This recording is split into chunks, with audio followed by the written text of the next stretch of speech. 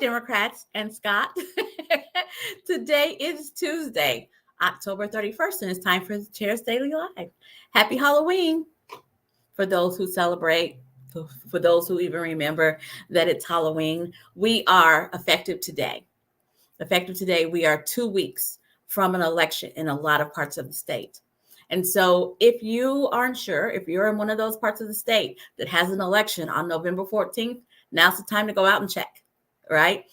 There is a special election going on in Lawton. That election isn't until December, but there is a city council election going on in Lawton and other places in the state. So if you're not sure if you're one of those places that has an election on November 14th, this is a good enough reason to go out and find out.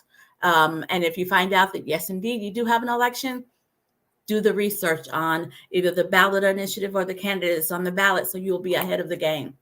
And pull out your phone and make a plan. Set a reminder that you're going to go to the election either early the weekend before or on that Tuesday. But right now is the time for you to set a reminder that you are going to vote on November 14th if you have something coming up, if your precinct's going to be open, because we have to show up at every single election.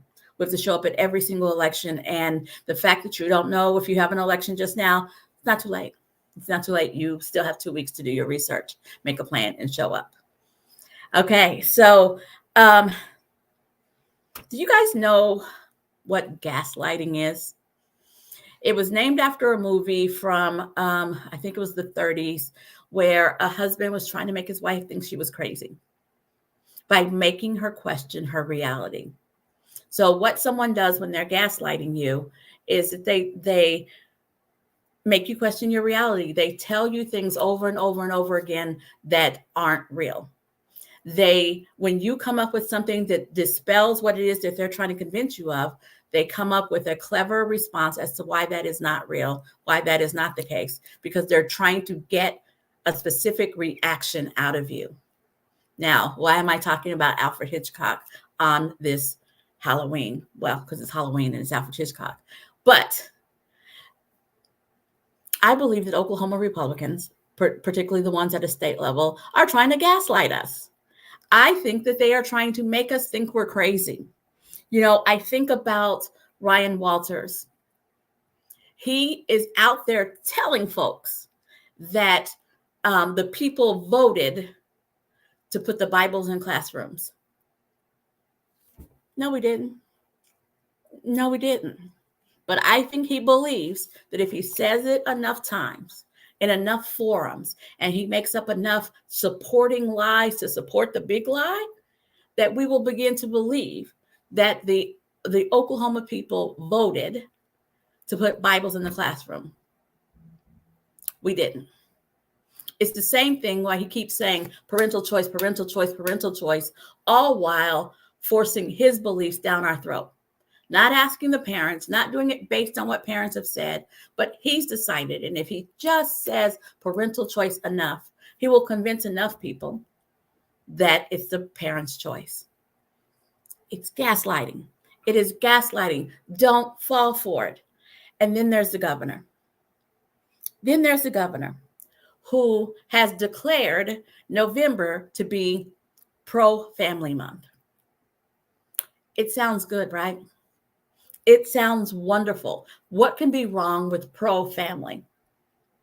Unless it means you're forcing people to start a family before they're ready.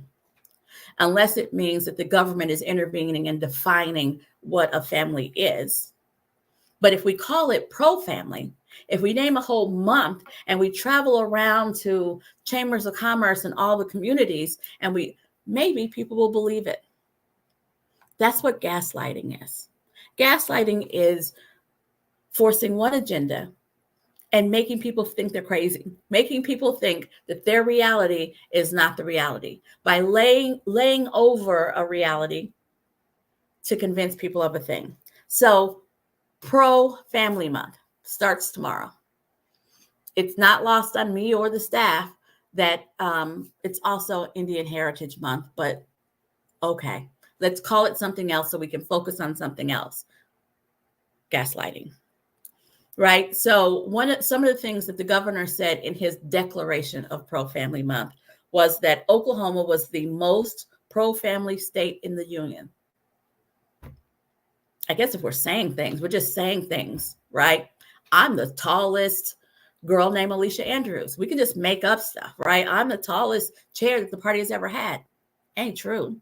But if I can say it into a microphone, maybe that makes it true. It does not. But that's what gaslighting is. By just saying it and acting like it's the real thing and saying it over and over and over again, trying to convince us, it's gaslighting. What does he mean by the most pro-family state? So let's just start with, okay, he said that it means strong fathers, loving mothers, and resilient children. I'm gonna go from the bottom up. Resilient children. What are our children having to endure that they have to be resilient? And why did he pick resilient? Is it because he knows that Oklahoma ranks in the bottom 5 for outcomes for children in education, in healthcare, and just well-being? We're in the bottom 5. And is he saying that our kids are great because somehow being in the bottom 5, they're still surviving? I don't know if I want to celebrate that. I don't know if I want to celebrate that kids are still surviving, not thriving, surviving, even though they're getting the worst education in the nation. We're in the bottom 2 or 3 in education. They have the worst health outcomes. We're number 48, 49 in health outcomes for children. But, resilient children. Oh, and let's not forget the kids who are going to school and who are being deprived of free lunches when they need it. Resilient children. Then we go to loving mothers. Why? As I told you yesterday, Oklahoma ranks number 1 in domestic violence. Number 1 in domestic violence. And be clear, I understand that women are not the only victims of domestic violence, but they make up more than 85% of domestic violence, of reported domestic violence cases. So we're number 1 in domestic violence. We're number 2 in the nation, number 2 in women who are killed by men. According to Wallet Hub, we're number 51 in outcomes for women. It doesn't sound very pro-family to me. It just doesn't. Number 51 in outcomes for women. And then we have strong fathers. What exactly are you saying? Are we trying to go back to 1950s? What do we mean by strong fathers? He didn't define it. He just threw it out there and said it as if we're supposed to believe it. Now, I'm not anti-father. I'm not anti-man. But just making up labels, just making up a month, making up something that we're going to commemorate so that for 30 days, because there are 30 days in November, for 30 days, he can lay propaganda on top of propaganda on top of propaganda that supports a very extreme agenda. And if you say it enough, people start to believe it. And that's what gaslighting is, folks. Our governor is trying to gaslight us. I don't know what his end game is at this moment, but he is trying to gaslight us, as is the superintendent of public instruction, by saying that that people of Oklahoma, the voters of Oklahoma, voted to put Bibles in classrooms. That was never a thing on the ballot.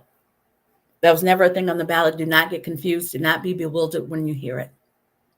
It goes along with what Republican Representative Mark McBride is questioning. Where is the transparency? Where is the truthfulness from our superintendent of public instruction?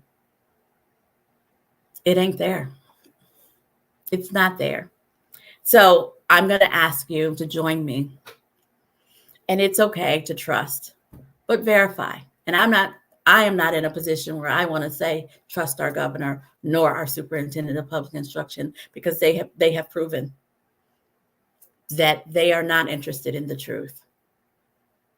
They are not interested in the truth, and that they have a very specific agenda that doesn't necessarily align with how Oklahomans vote.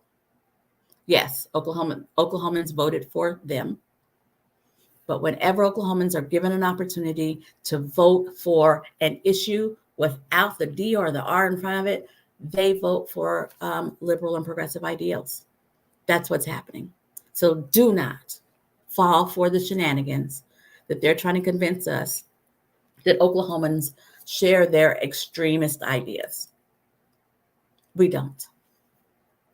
All righty, you guys have a great evening. Be safe if you're going to trick or treat. Wear layers. Have a great night, and I'll be back here tomorrow at 4:15.